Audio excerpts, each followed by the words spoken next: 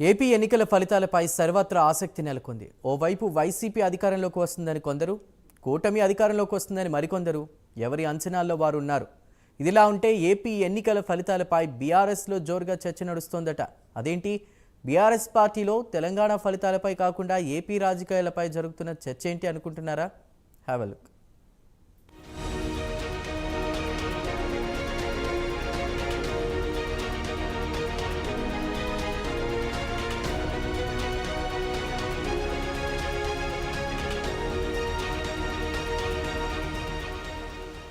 తెలుగు రాష్ట్రాల్లో లోక్సభ ఎన్నికలు ముగిశాయి.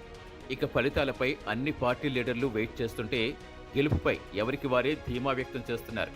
ఇదిలా ఉంటే ఏపీ ఎన్నికల ఫలితాల్లో ఏ పార్టీ గెలిస్తే బాగుంటుందని బీఆర్ఎస్ పార్టీలో జోరుగా చర్చ నడుస్తున్నట్టుగా తెలుస్తోంది. బీఆర్ఎస్ అగ్రనేతలు కేసీఆర్, కేటీఆర్ మాత్రం జగనే రావాలని కోరుకుంటున్నారట. సీఎం జగన్తో ఫ్రెండ్లీగా ఉంటున్న గులాబీ పార్టీ ఆంధ్రాలో వైసీపీయే రావాలని కోరుకుంటోందట. రాజకీయాల్లో శత్రువుకి శత్రువు మిత్రుడు, మిత్రుడి శత్రువు మనకు శత్రువే అనే నానుడు ఉంది. ఇదే విషయంలో కేసీఆర్ గతంలో ఉమ్మడి రాష్ట్రంలో రాష్ట్రం విడిపోయాక కూడా పాటించారు. అయితే ఆంధ్రాలో చంద్రబాబుతో ఉన్న వైరం కారణంగా కేసీఆర్ జగన్ను ప్రోత్సహించారు. 2019 ఎన్నికల్లో జగన్మోహన్ రెడ్డికి అన్ని రకాల సహకారం అందించి అధికారంలోకి రావడానికి కారణమయ్యారనే టాక్ నడిచింది. అయితే ఇప్పుడు పరిస్థితి మారింది.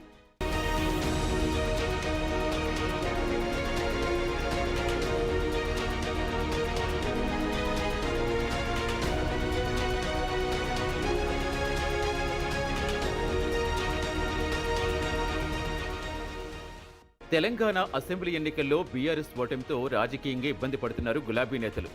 రేవంత్ రెడ్డి కాంగ్రెస్ ముఖ్యమంత్రి అయినా ఆయన గతంలో చంద్రబాబుతో కలిసి పనిచేశారు. ఓటుకు నోటు కేసులో బాబుతో సహా ఇబ్బంది పడ్డారు. దీంతో సహజంగానే ఏపీలో మళ్లీ చంద్రబాబు అధికారంలోకి వస్తే తమకు ఇబ్బంది అనే ఫీలింగ్ బీఆర్ఎస్ నేతల్లో ఉన్నట్టుగా తెలుస్తుంది. అందుకే జగన్ మళ్లీ గెలవాలని బీఆర్ఎస్ నేతలు భావిస్తున్నారట. అయితే బీఆర్ఎస్ ఇప్పుడున్న పరిస్థితుల్లో రాజకీయంగా ఇబ్బంది పడుతోంది. అటు బీజేపీ, ఇటు కాంగ్రెస్ పార్టీలు బీఆర్ఎస్ ను టార్గెట్ చేస్తున్నాయి. ఏపీలో కూటమి అధికారంలోకి వస్తే చంద్రబాబు, రేవంత్ రెడ్డి కలిసి బీఆర్ఎస్ పార్టీని మరింత డ్యామేజ్ చేస్తారని భావిస్తున్నారట. ఇప్పటికే చాలా మంది నేతలను తమ పార్టీలోకి లాక్కుంటున్నారు. పార్టీ ఉనికి ప్రశ్నార్థకం చేస్తామంటూ శపథాలు చేస్తున్నారు. దీంతో ఏపీలో వైసీపీ అధికారంలోకి వస్తే చాలా విషయాల్లో రేవంత్ సర్కార్ని రికార్డుల్లో పెట్టొచ్చనే ఆలోచనగా గులాబీ పార్టీ ఉందట. బీఆర్ఎస్ అధినేత కేసీఆర్, కేటీఆర్ మాత్రం ఏపీలో మరోసారి జగన్ అధికారంలోకి వస్తారని అనేక సందర్భాల్లో బహిరంగంగానే వ్యాఖ్యానించారు.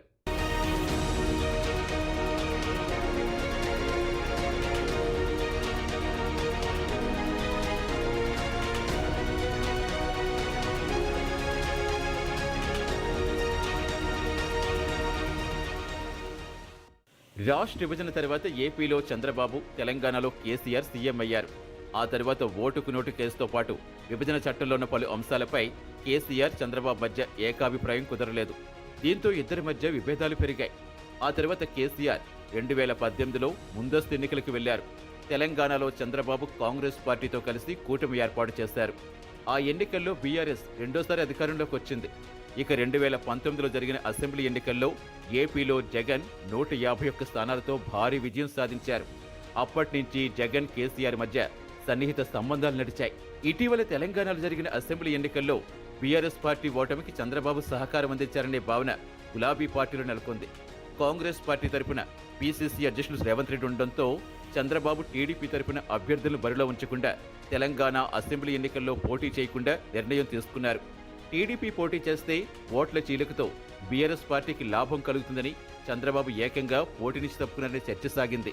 దీంతో ఏపీ ఎన్నికల్లో జగనే తిరిగి అధికారంలోకి రావాలని బీఆర్ఎస్ పార్టీ అగ్రనేతలు బహిరంగంగానే కామెంట్స్ చేస్తున్నారు. మొత్తానికి ఏపీలో జగనే రావాలని కోరుకుంటున్న గులాబీ నేతల ఆశలు నెరవేరుతాయో లేదో తెలియాలంటే జూన్ 4 వరకు ఆగాల్సిందే.